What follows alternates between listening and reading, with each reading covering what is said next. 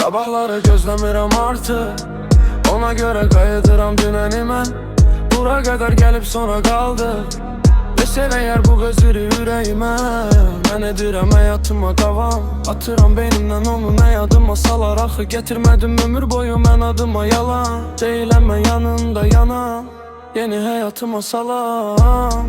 Keçirəm gəzdiyimiz küçədən, əslində dözülməzdir necə də. Xəyalımda gəzdiyimiz gecələri xatırladım, necə gəlib gecə saat neçədə. So we last Christmas, I've been my last Christmas. Çalışıram unudum, xatirələr boğazımı qurudu. Düşünməzdi ki bu yolun sonu bu. Bura qədər bəsdir, daha yoruldum. Sayıram gedib ən dərinə, bizi ayıran ötən günləri mən. Sayıram bil özümü dəlimə, özüm öz üzərimə götürürəm məni mən.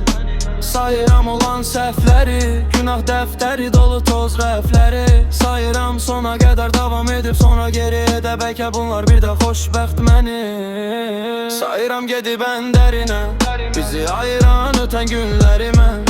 Sayıram bil özümü dəlimə, özüm öz üzərimə götürürəm məni mən. Sayıram olan səhvləri, günah dəftəri dolu toz rəfləri. Sayıram sona qədər davam edib sonra geri edə, bəlkə bunlar bir də xoşbəxt məni. Aparır ara məni, xəyallar çəkir içinə elə bil qara dəlik. Sanki əlimdədir bax ürəyim yara məni. Bilmirəm önümdə ya, gözümün önünə gəlir.